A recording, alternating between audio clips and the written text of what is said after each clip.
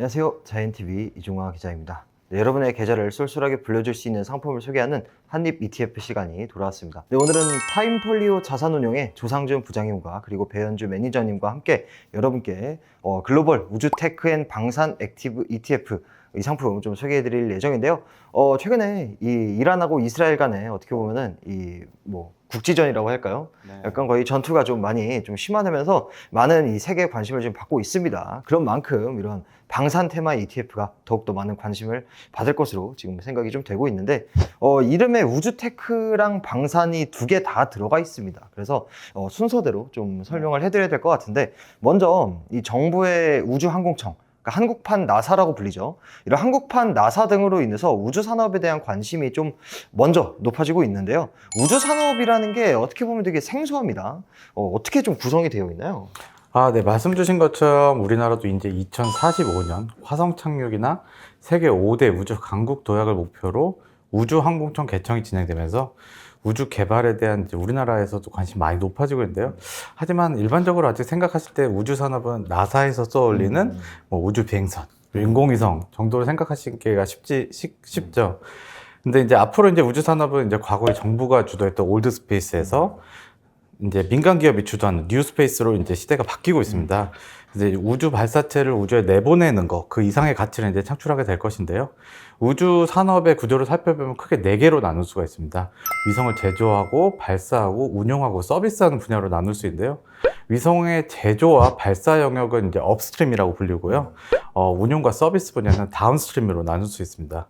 일반적으로 생각하시기에는 이제 위성을 만들고 쏘아올리는 업스트림 분야가 시장 규모가 훨씬 클 거라고 생각하실 수가 있는데, 실상은 그렇지 않습니다. 이제 시장 조사기관인 유로 컨설트의 조사에 따르면은 위성 데이터를 수신하는 지상 장비와 위성 서비스 분야가 전체 우주 시장의 이제 한 68% 정도를 차지할 정도로 이제 큰 규모를 차지하고 있는데요. 특히 이제 뉴 스페이스 시대가 도래하면서 이제 우주 태양광 발전이라든지 우주 신약 개발 같은 다양한 신사업이 이제 등장하게 되고, 로켓을 만들어서 발사하는 것보다 이미 발사한 로켓에서 어떤 서비스를, 어떤 부가가치를 창출하는지가 이제 중요한 산업이 돼가고 있습니다.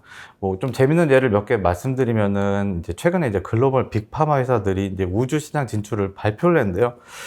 단순하게 생각했을 때는 제약회사라든지 이런 회사가 우주에서 뭘 할 수 있겠어라고 네. 생각할 수가 있는데, 일단 우주 공간의 미세 중력을 활용하게 되면은 신약 개발에서 이제 소요되는 시간을 앞당길 수도 있고, 순도가 훨씬 더 높은 약품을 만들 수가 있기 때문입니다. 그리고 이제 위성을 통해서 이제 교통량이라든지 이런 부분들을 관측해서 AI와 결합시킨 자율주행 서비스. 저희가 이제 스페이스X를 통해서 많이 알고 있는 스타링크 같은 이제 기존 통신망보다 연결성이나 안전성이 훨씬 더 뛰어난 위성 통신 서비스. 이런 것들이 이제 우주 산업의 성장을 이제 주도하는 분야라고 할 수 있을 것 같고요. 새로운 서비스로 저희에게 제공되고 있는 분야들입니다. 또한 이제 2030년에 기존에 알려져 있던 우주정거장 ISS를 대체할 새로운 민간 우주정거장 건설 프로젝트인 스타랩의 로키드 마틴, 나노렉스, 그리고 보이저 스페이스가, 그러니까 민간 기업이죠. 컨소시엄을 구성해서 진행하고 있는 만큼 이제 우주 산업은 새로운 자원이나 우주 여행의 확대, 그리고 이제 우주 기술의 활용 혁신 등을 통해서 기업의 새로운 수익처를 만들게 될 것입니다. 단순히 우주에서 활동뿐만 아니라 위성에서 관측되고 생성되는 다양한 데이터를 통해서 이제 우리가 이제 지구에서의 삶도 조금 더 발전될 것으로 전망되는 산업이라고 말씀드릴 수 있을 것 같아요. 단순하게 이제 우주선을 쏘아 올리는 것만이 이제 우주 산업에 포함이 되는 게 아니라, 어떻게 보면은 그 발사체, 그리고 발사체를 통해서 이제 우주에 좀 위치하고 있는 그런 위성들, 그런 데서 나오는 여러 가지 이제 서비스나 아니면은 데이터, 이런 부분들이 우주 산업을 같이 구성하고 있다라는 말씀을 해주셨습니다. 그만큼 굉장히 우리가 생각했던 것보다 복잡하고 다양한 산업이 이제 우주 산업인 것 같은데, 다만 이제 궁금한 점이, 아까 예를 들어서 빅파마에 대한 예시를 해주셨잖아요. 근데 과연 그런 사례들이 돈을 벌고 있는지, 우주 산업에 진출한 기업들이 정말 좀 수익성이 있는지, 이런 부분이 좀 궁금합니다. 나중에 좋을 건 알겠는데 지금 당장 이제 돈을 버는지가 궁금한 거죠. 지금 시점으로 봤을 때는 이제 비상장 기업인 스페이스X를 제외하고는 당장 그렇게 큰 돈을 벌고 있는 회사는 많지는 않습니다. 하지만 이제 모건 스탠리라는 이제 리서치 기관에서 2040년 세계 우주 산업 규모를 한 1조 1000억 달러, 그러니까 우리나라 돈으로 했을 때는 1360조 원 정도로 추정을 하고 있는데요. 그만큼 이제 기업들이 이제 정부의 민간 프로젝트 수주를 통해서 관련 기업들이 이제 이익을 창출할 기회가 점점 다가오고 있고 이제 현실화되고 있다고 볼 수 있습니다. 그런 의미로 봤을 때는 산업이 가장 폭발적으로 성장하고 있는 지금이 가장 우주에 투자하기엔 적기라고 말씀드릴 수 있을 것 같은데요. 이미 이제 올해부터 이제 인류를 다시 한번 달에 보내는 유인 탐사선 프로젝트인 아르테미스 프로젝트가 시작되는데요. 아르테미스 프로젝트는 이제 미국과 우리나라를 포함한 연합국이 2026년까지 달에 착륙해 기지를 건설하고 더 나아가서 이제 화성까지 이제 진출하고자 하는 프로젝트입니다. 우주 산업에 가장 큰 영향력을 지신 나사는 이제 과거에 이제 직접 진행하던 우주 프로젝트를 최근에는 이제 프로젝트별로 민간 업체를 선정해서 예산을 집행하고 관리하는 방식으로 조금 더 운영이 되고 있는데요. 아르테미스 프로젝트 또한 이제 여러 민간 업체들이 선정이 되는데요. 로키드 마틴이나 보잉, 그리고 아리안 스페이스, 스페이스X, 그리고 마지막으로 블루 오리진과 같은 글로벌 대형 기업들이 포함되어 있습니다. 이미 한 차례 이제 무인 우주선을 달 시험 비행에 하는데 성공을 했고요. 내년에는 이제 우주인 4명을 태우고 달 궤도를 비행하고 이제 그런 목표를 통해서 이제 여러 참여한 국가들이 연합해서 최선을 다하고 있습니다. 이제 과거 냉전 시대에 국가적인 지원을 통해서 이제 아폴로 11호가 달에 착륙하면서 우리 이제 인류가 이제 위대한 발걸음을 내딛었는데요. 지금 이제 기술이 훨씬 발달되었기 때문에 또 빠르게 가시적인 성과를 볼 수 있지 않을까라고 생각은 합니다. 이런 대규모 프로젝트가 이제 범국가적인 이벤트라고 말씀드리면은 상업적인 프로젝트 면에서 가장 성과를 내고 있는 분야는 이제 우주 인터넷 분야입니다. 바로 이제 지구 상공으로 한 500km 정도 되는 위치에 수많은 위성들을 배치를 하고 이제 지상 기지국을 거치지 않고 소비자에게 직접 인터넷 연결을 해주는 건데요. 스페이스X가 이제 최근에 이제 우크라이나랑 이제 러시아 전쟁에서 스타링크를 이제 제공을 하면서 우크라이나군이 뭐 드론이라든지 뭐 군사 작전을 스타링크를 통해서 이제 진행을 해서 많은 주목을 받기도 했습니다. 이제 사실 이제 우리나라 사람들은 어디에서나 빠른 인터넷을 쓸 수 그렇죠. 있고 네. 쾌적한 인터넷 환경을 갖고 있기 때문에 인터넷이 뭐 보급이 잘 돼 있는데 그게 큰 이슈겠어라고 생각할 수도 있는데 SKT가 더 빠르지 않을까? 예, 생각을 그렇죠. 하는 거죠. 예. 네. 뭐 당장 이제 해외만 나가셔서 좀 불편함을 느끼시고 네. 인터넷 보급률이 전세적으로 봤을 때 이제 60% 정도밖에 안 됩니다. 아직 절반이 조금 넘는 네, 수밖에 안 맞습니다. 되는군요. 사실 이제 기존에 이제 인터넷 같은 경우에는 땅이나 이제 해저 광 케이블을 통해서 설치를 해야 되는데 비용도 많이 들고 물리적인 제약도 존재하기 때문에 우주 인터넷은 이제 케이블이나 기지국이 필요 없기 때문에 산이나 바다 같은 지형 제한도 없고 구축 비용도 훨씬 저렴할 수가 있습니다. 또한 이제 뭐 위성 제조 비용이라든지 발사 비용이 좀 많이 들긴 하지만 기술이 발전하면서 그 비용들은 점점 낮아지고 있기 때문에 현재 뭐 우주 인터넷이 한 1% 정도밖에 비중을 차지하고 있지 않지만 앞으로 이제 5년 내 전체 시장의 한 25% 수준까지 이제 올라갈 것으로 전망되는 만큼 어떻게 보면 가장 빠르고 의미 있게 수익화가 가능한 분야가 아닐까라고 생각이 듭니다. 뭐 지금은 우주 인터넷 선두주자는 뭐 앞서 말씀드렸던 스페이스X지만 이제 아마존도 이제 올해부터 우주 인터넷용 위성을 이제 대량 생산에 들어갔고 손정희 씨가 투자해서 유명해진 이제 유럽의 원앱 또한 이제 우주 인터넷 서비스를 개시하고 있기 때문에 지금 시점에서는 스페이스X가 독점하는 시장처럼 보이지만 이제 우주 산업은 아무래도 안보와 직접적으로 연관이 있기 때문에 특정 기업이 이제 독점하기보다는 다수의 기업 혹은 국가가 치열하게 경쟁하는 분야가 되고 하고 있습니다. 그래서 이제 아무래도 대규모 인적이라든지 물적 자원이 투입되고 있는 만큼 비용이 점점 감소하고 수익성이 점점 좋아지는 시장으로 빠르게 전환할 수 있을 거라고 생각을 하고 있습니다. 네, 어쨌든 이 우주 인터넷 이것은 사실 들어보신 분들이 많을 겁니다. 왜냐하면 우크라이나랑 러시아가 전쟁을 처음 했을 때 초기에 그 일론 머스크가 인터넷을 좀 제공을 하면서 사실 우크라이나군이 좀 불리했던 전쟁을 좀 바꾼 거 아니냐 판세를 많이 이런 바꿨죠. 기사들도 네. 많이 나왔거든요. 그래서 어떻게 보면 민간 기업이 좀 전쟁에 개입한 그런 사례로서도 많은 분석이 좀 있었던 만큼 네, 맞습니다. 우주 인터넷은 많은 사람들의 이런 관심을 받고 있는데 이번에 소개해드리고 있는 상품은 우주 테크 앤 방산 ETF죠. 근데 우주 테크랑 방산이 섞여 있는 건데 우주 산업 방산 이게 좀 뭔가 연관이 있을 것 같으면서도 이렇게 연결고리가 잘 보이지 않는데 어떤 연관이 좀 서로 있을까요? 네, 사실 우주 산업이 초기에 발전하게 된 계기가 전쟁 때문이었습니다. 저희가 우주하면 떠올리는 게 로켓이잖아요. 이것의 시초도 바로 제2차 세계대전 당시에 나치가 연합군을 공격하는 데 사용했던 V2 로켓, 즉 탄도미사일입니다. 이 V2 로켓으로 런던을 폭격해서 10,000명 가까이 사상자가 나왔는데요. 이 우주 기술을 이용한 무기의 무서움을 몸소 체감한 소련과 이제 네. 미국이 이제 2차 세계대전이 1945년에 끝이 나자 이제 미국은 그 개발 책임자였던 베르너 폰 브라운 박사를 데려가고 또 소련은 이 제조 기지를 가져가서 이제 우주 개발에 돌입을 하게 됐습니다. 약간 알쓸신자 분위기네요. 아, 네. 그 후에는 뭐 잘 아시다시피 이제 냉전 때 미국과 소련의 우주 경쟁이 시작됐고 이제 결국에 닐 암스트롱이 달에 먼저 착륙을 하면서 이제 미국의 승리로 끝이 났습니다. 그리고 지금도 사실 아까 뭐 그 우크라이나와 러시아 전쟁 얘기해 주셨지만 그 우주 기술이 가장 많이 활용되는 분야가 바로 방산 분야입니다. 그 북한이 뭐 자주 얘기하는 대륙간 탄도미사일 이것도 이제 우주의 로켓 발사 기술을 활용을 한 거고요. 뭐 적군의 위치를 파악한다든지 뭐 정찰에 이용되는 군용 인공위성부터 뭐 레이더, 미사일 방어 시스템인 사드 이런 것도 사실 다 우주 기술이 기초가 된다라고 생각을 하시면 될 것 같습니다. 그래서 자연스럽게 방산 기업들이 우주 기술들을 많이 보유하고 있다라고 생각을 하고 있고요. 그리고 2010년대부터 이제 미국이 정부가 주도하는 우주 개발 대신에 뭐 나사가 민간 업체들과 협업을 해서 우주를 개발하는 쪽으로 전략을 이제 수정하게 됩니다.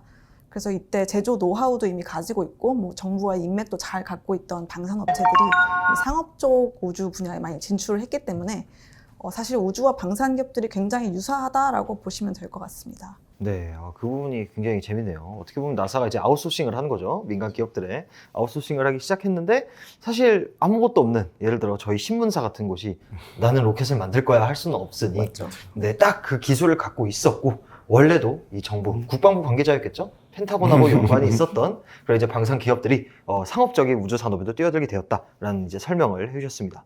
자, 사실 방산 관련 기업들이 제일 크게 주목받은 게 러시아 전쟁 이후예요. 최근 들어서는 말이죠. 특히 뭐 폴란드랑 뭐 우리나라가 뭐 수주를 많이 했다 이런 걸로 좀 기사도 많이 나오고 했었는데, 자, 그런데 많은 관심을 받았던 만큼 실적 피크아웃에 대한 우려도 좀 있을 것 같습니다. 이미 주가에 다 반영이 된 거 아니냐? 이제 와서 방산 투자해도 되냐? 이런 불안함이 좀 있을 것 같은데 지금 방산주 사도 괜찮은가요? 그 말씀 주신 대로 최근 방산 기업 쪽 주가가 많이 오르고 있는 것은 사실입니다. 근데 이제 국방 안보에 대한 정책이라는 것이 뭐 잠깐 위험하다고 지출을 막 늘렸다가 다시 줄이고, 사실 이렇다기보다는 어떤 의미 있는 이벤트가 일어난 후에는 장기적으로 그 방향이 설정이 된다라고 생각을 더 하셔야 될 것 같은데요. 이번에 러시아 우크라이나 전쟁 때도 이제 전 세계가 방산 쪽 무기 부족, 뭐 공급 부족은 물론이고 뭐 외부 침략에 대한 위협도 제대로 이제 느꼈잖아요. 그래서 이제 나라마다 손 놓고 마냥 평화를 기다린다라기보다는 뭐 유사시에 대응할 수 있도록, 그리고 자주 국방을 이루기 위해서도 이 방산 쪽 지출을 많이 늘리고 있는 추세입니다. 그리고 여기서 극적으로 뭐 러시아가 휴전을 타진할지라도 뭐 방산 쪽 지출이 다시 줄기는 많이 어렵다라고 보고 있습니다. 그리고 피크아웃을 우려하기엔 사실 되게 이르다고 보는 게 지금 최근 돌아가는 국제 정세가 굉장히 심상치가 않습니다. 일단 미국과 중국의 분쟁이 점점 심화되고 있는데요. 전 세계적으로 봤을 때 국방 예산 1위 나라가 이제 미국이고 2위가 바로 중국입니다.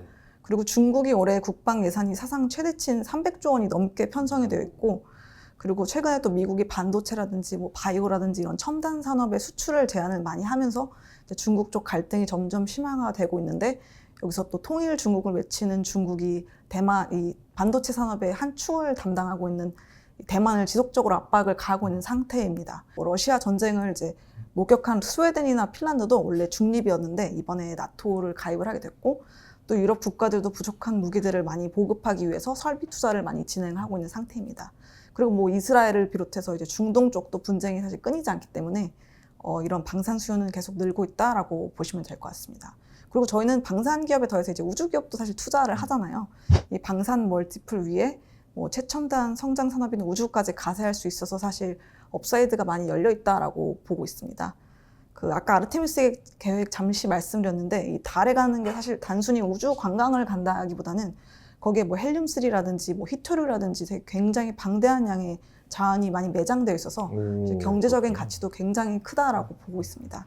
그리고 뭐 아까 뭐 피크아웃 얘기하셨지만 뭐 우주 프로젝트야말로 사실 뭐 화성까지 가는 굉장히 장기적인 프로젝트이기 때문에 뭐 지금 투자하셔도 전혀 늦지 않다라고 말씀드릴 수 있을 것 같습니다.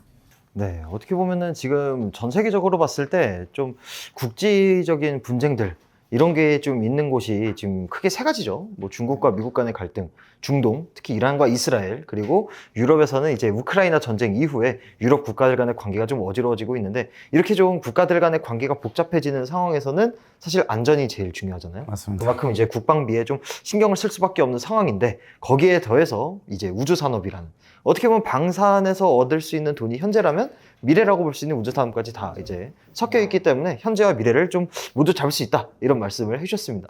자, 그런데 궁금한 게, 지금까지 전체적인 좀 인더스트리에 대한 이야기를 좀 나눠봤다면, 좀 구체적으로 글로벌 우주테크 앤 방산 ETF 어떤 기업들이 포함이 되어 있을까요? 일단 지역적으로 먼저 말씀을 드리자면 미국의 50%, 뭐 유럽의 30%, 그리고 한국의 20% 정도를 투자하고 있습니다. 이 방산 종목들 같은 경우는 뭐 매우 잘 아시겠지만 뭐 로키드 마틴이라든지 보잉이라든지 RTX 이런 종목들도 물론 포함이 되어 있지만, 뭐 라인메탈, BAE 시스템스, 사프란 같이 이제 유럽 종목들이 꽤 많이 상단에 있습니다. 이게 이제 최근 러시아 정세뿐만이 아니라 뭐 트럼프 전 대통령의 유럽 나토 방위비 지출 확대 요구, 그리고 이후에 유럽산 무기 자급자족 전략까지 계획이 되어 있어서 이 유럽 쪽 기업들이 많이 올랐지만 그래도 조금 더 좋은 흐름을 기대해 볼 수 있을 것 같습니다. 그리고 방금 말씀드린 기업들이 우주 분야도 많이 참여를 하고 있는데요. 아까 그 아르테미스 계획에서는 뭐 로키드 마틴은 여기서 우주선 캡슐인 오리온을 제작을 맡았고, 보잉은 발사체를, 그리고 에어버스는 우주선에 부착되는 서비스 모듈을 이제 제작을 했습니다. 그 노스롭 그루만 같은 경우에는 달에 이제 철도를 까는 프로젝트인 루나에 선정이 돼서 또 최근에 이제 주목을 받기도 했습니다. 그리고 여기에 더해서 이제 우주 인터넷 사업에 뛰어든 이제 아마존부터 뭐 소형 위성 전문 발사 기업인 로켓랩까지 이제 비방산 기업들도 포함이 되어 있고요. 그리고 한국 기업들을 요즘 긍정적으로 보고 있는데, 뭐 성능이라든지 뭐 가격 경쟁력, 그리고 빠른 공급 능력으로 이제 폴란드나 노르웨이, 루마니아 향 수출을 최근에 많이 이제 했었고, 또 최근에는 또 싱가포르에서 국부펀드에서 저희 국내 방산 기업에 직접 투자를 해서 이 3대 주주로 등극까지 하면서 이제 국내 방산 기업들이 세계적인 인정을 받고 있는 추세입니다. 그리고 연초에 통과된 수은법 개정안 덕분에 이제 수출 경쟁력도 추가로 확보를 했고, 그리고 5월에는 우주항공청 출범이 예정이 되어 있기 때문에 앞으로 여러 가지 좀 긍정적인 요소가 많이 남아있다라고 보고 있습니다. 네, 사실 한국 남자들은 다 군대를 가기 때문에 그쵸. 군대에서 타던 이 탱크와 전차, 이게 막 좋은 거라는 생각을 잘 못하거든요. 힘드니까. 근데 이제 네, 맞습니다. 뭐 수출이 되는 거 보면 굉장히 우수한 경쟁력을 갖추고 있는 게 우리나라의 이제 방위 산업인 것 같습니다. 맞습니다. 자, 어쨌든 이런 방산 기업들에 대해 투자하는 ETF가 타임폴리오에서 처음으로 내놓냐? 그럼 그건 아니에요. 이미 방산 관련 네. ETF들이 좀 있죠. 여러 가지 테마로 나와 있는데, 궁금한 점은 이번에 나온 이 글로벌 우주테크 앤 방산 ETF 어떤 차별점이 있을까요? 네, 말씀해주신 것처럼 뭐 우주 산업이나 방위 산업에 이제 각각 투자하는 ETF들은 있었습니다. 뭐 투자되는 지역도 이제 글로벌 상품도 있고, 뭐 국내 투자되는 상품도 있었는데 이게 다 나눠져 있었어요, 사실. 그러니까 글로벌리 우주 산업과 방산을 투자하는 액티브 ETF는 이게 처음입니다. 사실 한 이제 번에 다 같이 아우르는. 네, 맞습니다. 그래서 이제 실제로 이제 2022년 기준으로 봤을 때 전 세계에 우주 관련 예산을 집행하는 국가가 86개 정도 있는데, 그 중에 이제 60% 비중을 미국이 차지하고 있습니다. 그래서 아까 매니저님 말씀해 주신 거죠. 미국의 가장 큰 비중으로 일단 우선 투자를 하게 되고요. 유럽이라든지 우리나라의 이제 알짜 기업들에 같이 투자를 하게 됩니다. 뭐 우리나라는 뭐 앞서 말씀드렸지만 이제 전 세계에서 11번째로 이제 우주 발사체를 이제 발사한, 그래도 나름 경쟁력 있는 나라라고 할 수 있어서 그 안에 우리나라에 있는 기업들도 관심을 많이 가지셔야 되고요. 이제 앞서 말씀드린 것처럼 이제 민간 기업이 우주 산업 발전을 이끌기 시작하고 우주 산업으로 이제 파생되는 분야가 뭐 넓어짐에 따라서 이제 우주 산업과 방위 산업은 반드시 동시에 투자하는 분야가 됐고요. 뭐 그런 의미로 봤을 때는 이 ETF는 이제 미국, 유럽, 한국 글로벌 우주 방산 대표 기업들을 한 번에 손쉽게 투자할 수 있다는 장점이 있는 ETF입니다. 이제 마지막으로 이제 하나 또 말씀드릴 거는, 최근에 저희가 경험한 메가 트렌드가 이제 인공지능이잖아요. 그렇죠. 근데 인공지능 산업의 성장은 이제 작년부터 쭉 보게 되면은 뭐 반도체, 소프트웨어, 뭐 서버, 전압기, 뭐 냉각 기술 등 다양한 분야들이 이제 서로 이제 돌아가면서 성장을 주도하고 관련된 주도들이 계속 나오게 되잖아요. 이제 우주 산업 또한 이제 새롭게 성장하는 산업으로서 이제 주도하는 새로운 강자가 있을 것이고, 혹은 뭐 또 새로운 다크호스가 나오게 될 것인데, 저희는 이제 액티브 ETF다 보니까 조금 더 액티브한 운용으로 빠르고 유연하게 편입 편출을 하면서 유연하게 대응할 수가 있다는 큰 장점이 있습니다. 이미 저희 이제 타임폴리오 자산운용 같은 경우에는 주도주 발굴 능력이라든지 시의적절한 매매 능력으로 이제 기존 액티브 ETF들로 이제 우수한 성과를 증명했기 때문에 앞으로 이제 보여줄 이 ETF의 이제 차별화된 성과가 가장 차별화된 포인트가 아닐까 생각이 들고요. 특히 이제 2024년은 민간 달 착륙선, 그리고 금성과 목성 탐사선, 뭐 재사용 대형 로켓 시험 등 이제 우주 분야에서 이제 굵직굵직한 이벤트가 있는 매우 특별한 한 해가 될 거라고 이제 전망을 하고 있습니다. 이 ETF를 통해서 가장 좋은 시점에 가장 적합한 포트폴리오로 새로운 메가 트렌드인 우주 산업에 투자할 수가 있을 거라고 생각이 됩니다. 네, 그러니까 결론적으로 사실 그동안 방산에 투자하는 ETF, 네. 우주 산업에 투자하는 ETF, 아니면 뭐 미국에 투자하는 ETF 이런 식으로 나뉘어진 상품들은 몇 가지가 있었는데 이것들을 아울러서 어떻게 보면은 다 서로 연관이 되어 있는 이 산업 전반에 걸쳐서 투자할 수 있는 상품은 이번에 타임폴리오에서 처음 내놓았다, 이런 말씀을 이제 해주셨습니다. 네, 지금까지 진행해 이종화 기자였고요. 오늘 말씀에는 조상준 부장님 그리고 배현주 매니저님 나오셨습니다. 네, 감사합니다.